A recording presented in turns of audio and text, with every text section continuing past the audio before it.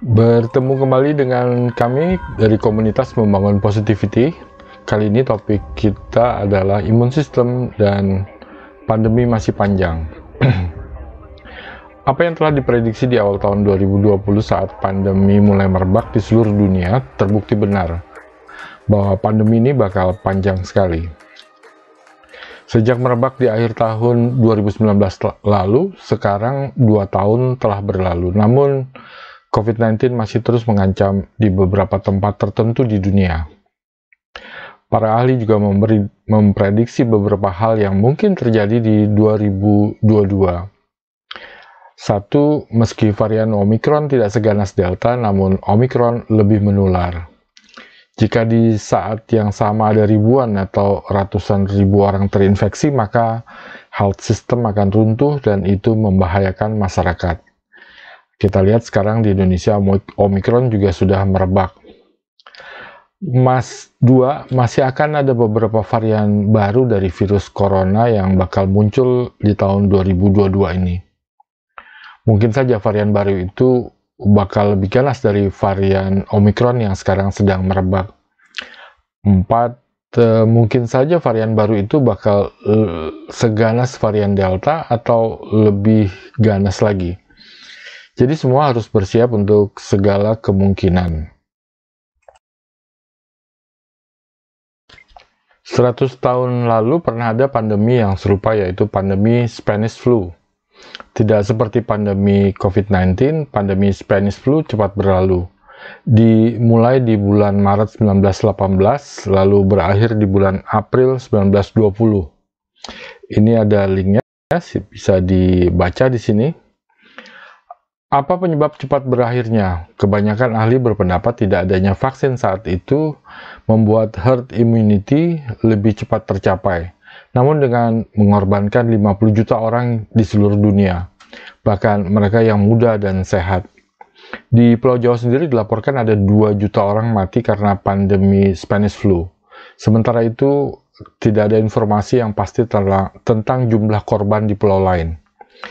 Sekarang kita memiliki vaksin dan berbagai obat-obatan lain untuk mengatasi gejala yang menyertai COVID-19. Itu belum termasuk berbagai vitamin atau berbagai booster macam-macam. Ini juga ada link, bisa dibaca di sini yang menjelaskan tentang sejarah pandemi Spanish flu.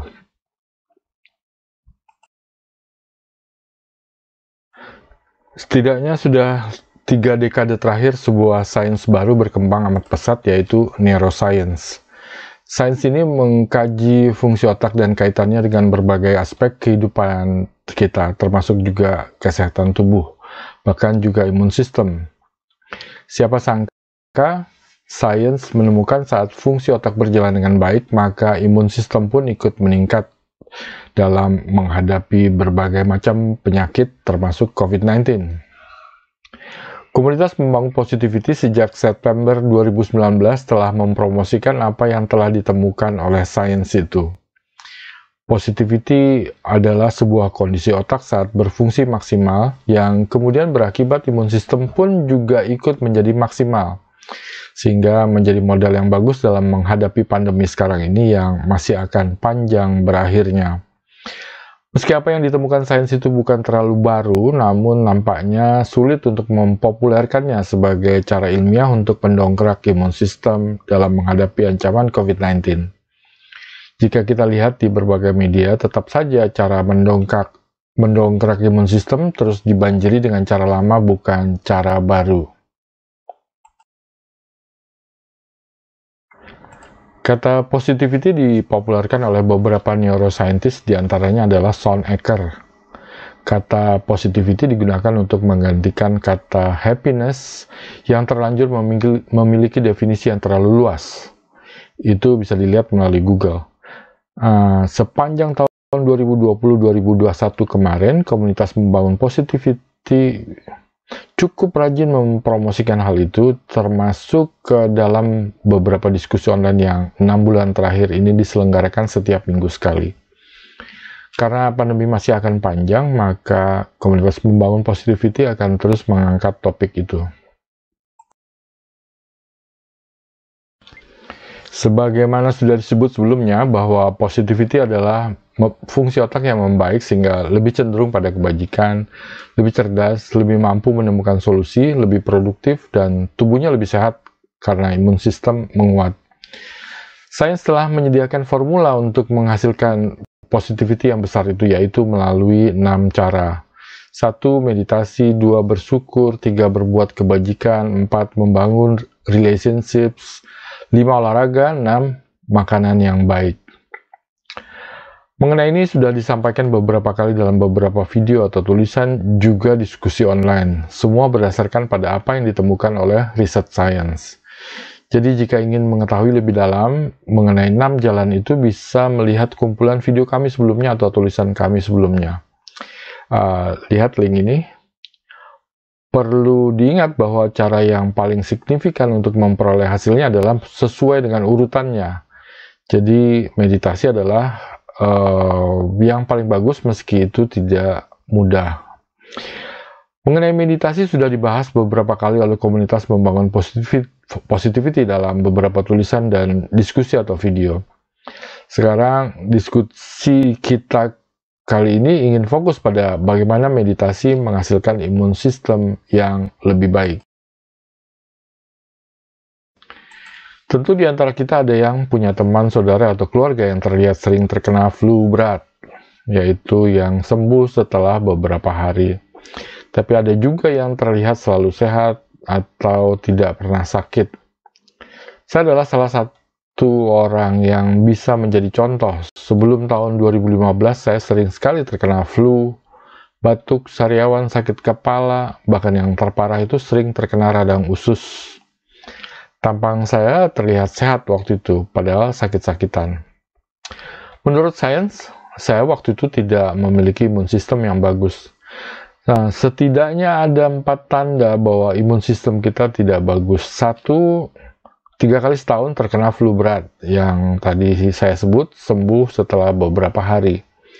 2, luka yang tidak cepat sembuh, butuh beberapa hari. Lebih sering merasa capek atau lemas atau loyo, itu yang ketiga. 4, pola tidur yang berantakan, atau kurang tidur, atau kebanyakan tidur. Tentu ada banyak tanda lainnya seperti yang disebut oleh berbagai riset. Ini link berikut adalah contohnya. Jika Anda termasuk yang selamat setelah pandemi merebak sepanjang lebih dari 2 tahun ini, maka Anda tentu harus tetap menjaga diri agar di masa mendatang tidak terinfeksi. Mengapa? Para saintis di seluruh dunia masih terus meneliti akibat jangka panjang dari virus corona. Salah satu temuan dalam tanda kutip ya, misalnya dari University of New South Wales, adalah adanya cognitive deficits pada pasien COVID-19. Bahkan virus corona ditemukan di otak pasien, termasuk pasien yang tak bergejala. Tentu ini tidak kita inginkan, bukan? Jadi beberapa riset ternyata menemukan adanya virus corona di banyak bagian lain di tubuh kita. Apa dampaknya? Masih terus diteliti tentu oleh para saintis di seluruh dunia. Cognitive deficits ini yang saya sebutkan tadi adalah salah satu dampak yang sudah ditemukan. Lagi-lagi ini link yang menunjukkan berita atau temuan yang didapatkan oleh para ahli. Di masa pandemi ini sering banget kita mendengar di berbagai media anjuran untuk meningkatkan imun sistem. Memang virus hanya bisa dilawan oleh imun sistem, bukan obat. Banyak yang menyeru untuk melakukan ini dan itu agar imun sistem meningkat. Banyaklah tertawa, kata mereka. Banyaklah melempar lelucon, menggerakkan tubuh atau olahraga. Banyaklah beribadah, berzikir, berdoa, mengkonsumsi ini dan itu, dan lain-lain. Benarkah semua yang beredar di berbagai media itu? Dari namanya, imun system, berarti jaringan atau sistem dari berbagai sel di tubuh, daging, organ tubuh yang bekerja secara terkoordinasi untuk melindungi tubuh dari infeksi. masuknya sesuatu yang asing dari luar tubuh. Juga untuk memelihara kesehatan tubuh secara umum.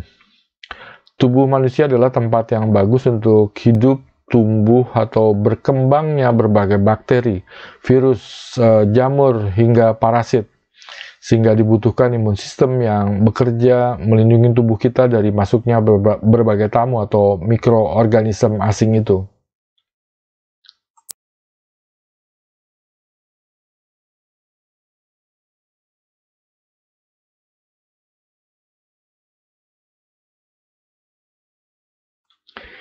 Di bawah ini ada 5 fakta penting atau ringkasan dari imun sistem yang diambil dari berbagai tulisan ilmiah. Pertama, imun sistem memiliki berlapis sistem pertahanan seperti dalam militer. Garis terdepan adalah sel darah putih yang akan membaca atau mengenali datangnya patogens atau mikroorganisme yang merugikan dan lalu membasminya. Bersama dengan itu, sel darah putih juga membuat catatan tentang patogens ini, sehingga jika patogens ini menyerang lagi di lain waktu, maka patogens ini akan lebih cepat dibasmi. Kedua, setiap hari tubuh kita kedatangan miliaran mikroorganisme, namun tak semua merugikan. Bahkan sebenarnya ada banyak sekali mikroorganisme yang hidup di tubuh kita, namun memiliki fungsi yang baik untuk kesehatan kita. Misalnya ada bakteri di tubuh kita yang menyediakan nutrisi penting dan untuk melindungi tubuh kita dari bakteri buruk. Beberapa hormon positif untuk otak seperti dopamin, endorfin, oksitosin, dan serotonin diproduksi melalui bakteri yang ada di sistem pencernaan kita. Ketiga, stres atau hormon kortisol merusak imun sistem kita. Stres meningkatkan kadar hormon kortisol di tubuh kita yang pada gilirannya menumpulkan imun sistem kita. Kortisol memang penting di saat darurat, yaitu membuat tubuh kita siaga terhadap ancaman atau siap menghadapi ancaman. Namun, imun sistem bekerja penuh jika kita tidak dalam kondisi stres. Sayangnya, stres terjadi setiap hari dalam berbagai tingkatan rendah atau tinggi. Ada banyak situasi yang membuat kita stres, seperti takut kehilangan pekerjaan, takut sendirian saat ditinggal orang yang dicintai, marah karena diganggu orang lain, tertekan karena situasi lingkungan kerja, tak bisa mencapai apa yang dicita-citakan, mendapat gangguan kesehatan, terkurung di dalam rumah, tidak cukup berinteraksi dengan orang lain, kurang olahraga, dan lain-lain bisa memicu kortisol untuk keluar terlalu banyak dan terlalu lama. Akibatnya merusak imun sistem. Keempat, hormon positif membantu meningkatkan imun sistem. Kebalikan dari hormon kortisol, yang biasa disebut juga negatif hormon, adalah positif hormones yang membuat kita lebih tenang atau memiliki positive emotions. Gambaran sederhana tentang adanya positive hormones di tubuh kita adalah saat kita disebut merasa bahagia atau memiliki positivity, sebagaimana yang tadi sudah disebutkan sebelumnya. Inilah 4 positive hormones yang penting, itu dopamin, endorfin, oksitosin, serotonin. Positive hormones ini sebenarnya mudah sekali untuk terpicu keluar dari tubuh. Neuroscience dan positive psychology sepanjang beberapa dekade terakhir ini telah melakukan banyak sekali riset sains tentang cara memicu positive hormones untuk keluar. Cara memicunya untuk keluar adalah bukan hanya dengan mengkonsumsi obat, makanan, atau minuman tertentu, tapi juga dengan melakukan aktivitas tertentu. Mengenai aktivitas tertentu itu silahkan baca di sini di link ini, seperti tertulis di sini. Kemudian 5, pola tidur yang buruk merusak imun sistem. Kurang tidur, kebanyakan tidur, atau pola tidur yang berantakan sebenarnya menggambarkan adanya gangguan kesehatan mental. Dengan kata lain, stres menjadi akar dari kualitas tidur yang terganggu. Penyebab stres tentu ada banyak seperti sudah disebutkan sebelumnya tadi. Saat stres, tubuh kita akan memproduksi hormon kortisol. Jika kortisol terlalu banyak dan terlalu lama, maka salah satu gejala yang muncul adalah terganggunya kualitas tidur. Gangguan lainnya tentu saja rusaknya imun sistem. Saat seperti itu, kita perlu menyeimbangkan positive hormones dan negative hormone di tubuh. Kortisol harus minimal dengan mendorong lebih banyak positif hormones keluar di tubuh kita, seperti sudah dijelaskan sebelumnya. Ada beberapa aktivitas tertentu yang bisa mendorong keseimbangan positif hormones. Ini ringkasan dari apa yang telah saya sebutkan tadi, yaitu 5 hal penting tentang imun sistem. 1. Imun sistem memiliki berlapis sistem pertahanan seperti dalam militer. Kedua, setiap hari tubuh kita kedatangan miliaran mikroorganisme, namun tak semua merugikan. Ketiga, stres atau hormon kortisol merusak imun sistem kita. Keempat, hormon positif membantu meningkatkan imun sistem. 5, pola tidur yang buruk merusak imun sistem. Sebelumnya tadi sudah saya jelaskan tentang bagaimana stres merusak imun sistem. Karena mengenai stres ini cukup penting, maka akan saya lebih perdalam lagi karena 1. Stres terjadi setiap hari. 2. Pemicu stres datang dari luar diri dan dari dalam diri. Mengenai ini lagi-lagi sudah ada artikel, video, atau diskusi online-nya.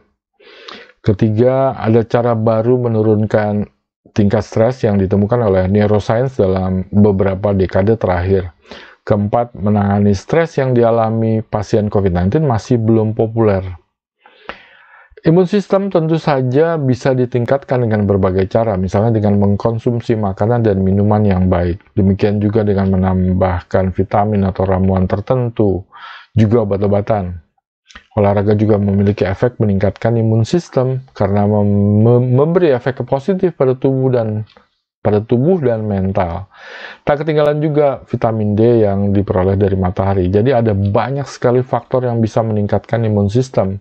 Jika kita bisa menggunakan semuanya, tentu itu bagus sekali. Tapi jangan lupa bahwa imun sistem akan rusak jika kita mengalami stres.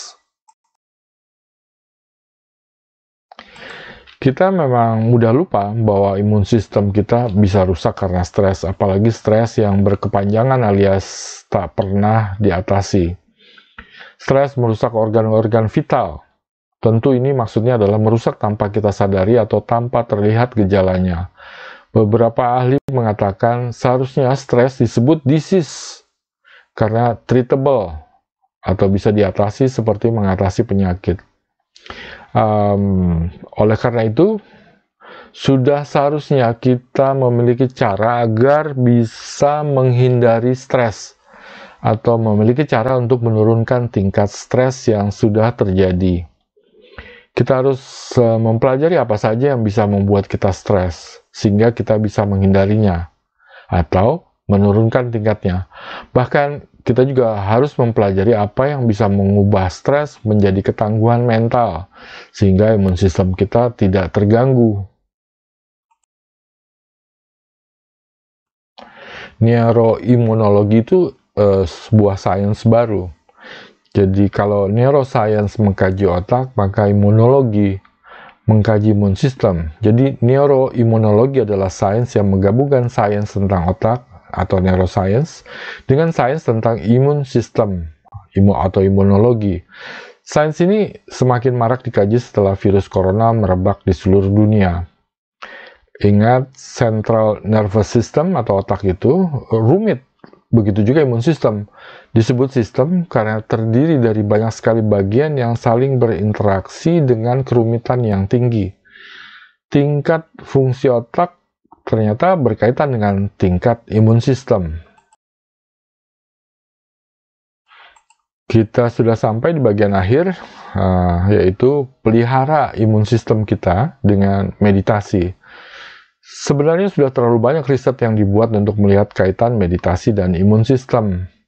Ini saya berikan satu link saja, selebihnya bisa dicari sendiri pakai Google. Ini pendek tapi sangat mewakili tentang riset-riset yang dikerjakan mengenai meditasi. Jadi menurut berbagai riset, 1. Meditasi menurunkan default mode network atau mind wandering dan dampaknya. Jadi ada dampak dari kecenderungan otak yang disebut default mode network atau mind wandering itu. Ini meditasi artinya menurunkan tingkat stres sehingga satu, fungsi otak meningkat, imun sistem tetap baik yang kedua. Lalu tentu harus lakukan sesering mungkin meditasi ini agar hasilnya lebih signifikan.